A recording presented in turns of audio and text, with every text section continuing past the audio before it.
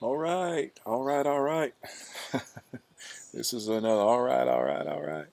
This is another installment of the Back on the Porch with Pastor, and it is starting to rain, so I'm going to try and cuddle up under this umbrella here as long as I can. It's kind of weird because the birds are still chirping. I don't know if that's them being ignorant of the rain or just deciding that there's some singing to be done before the rain hits. But anyway, they're doing what they do, and this hat is crooked. Not that you guys care, do you? Anyway, tonight's installment is called A Tribute to Ned Ludd. I was talking with a friend about computers and the information superhighway.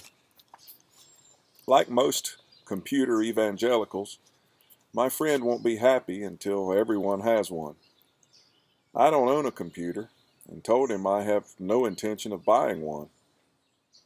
The only highway I want to travel is a dogwood-laden road deep in Posey County. You're a Luddite, he told me. What's a Luddite? I asked him. If you had a computer, you could look it up, he said. I went home and looked it up in my Webster's dictionary. There it was, sandwiched between Lucullan and ludicrous. Luddite, one of a group of early 19th century English workmen destroying labor-saving machinery as a protest, one who is opposed to technological change. The Luddites were named for Ned Ludd, a textile worker who correctly perceived a weaving machine to be a threat to his livelihood. So in 1811 he took a sledgehammer in hand and beat the machine to pieces. Ned Ludd is my hero. My brother Glenn recently bought a computer.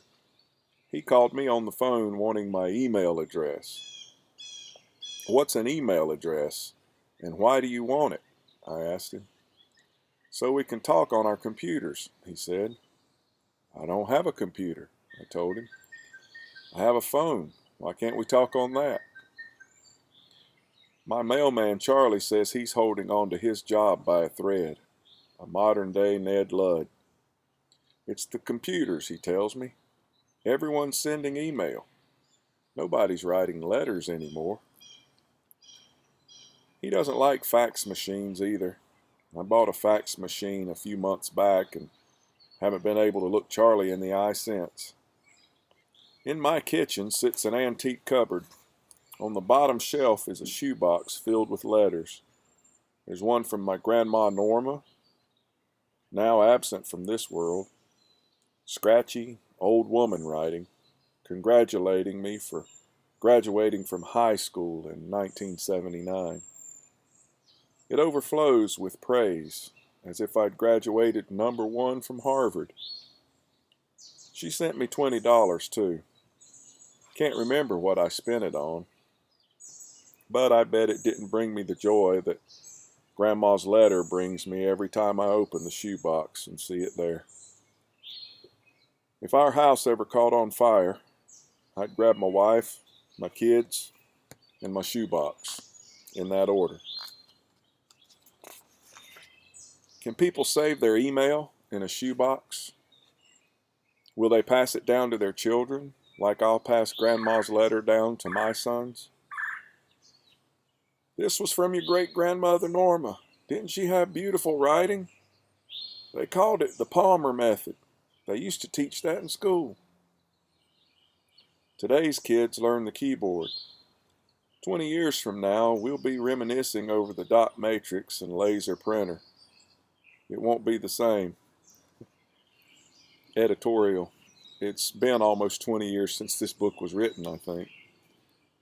And we do think that the dot matrix is pretty much a dinosaur. In fact, if any young person's listening, you probably don't even know what a dot matrix is. I continue. Friends, here's a little encouragement. Go buy the finest pen and paper you can afford. If you have to go a day or two with an empty wallet, it'll be worth it. Set aside a quiet hour one evening after the kids are in bed and write someone a letter. Tell her how much you love her, how proud she makes you, how her friendship means more to you than anything in the world. I'll make you a promise. When she dies and her children are sorting through her belongings, they'll come across that letter tucked away in a shoebox. The paper will be creased from its many readings.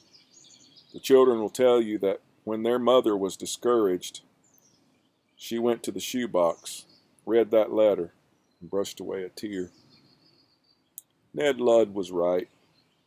These new ways aren't always the best ways. And before we embrace them, we'd better be sure we know what it is we're giving up. That concludes this edition of On the Porch with Pastor. We love you. Hang in there. And try your best to use some godly restraint. Don't take a sledgehammer to anybody's machinery. Don't be like Mr. Ludd in that respect.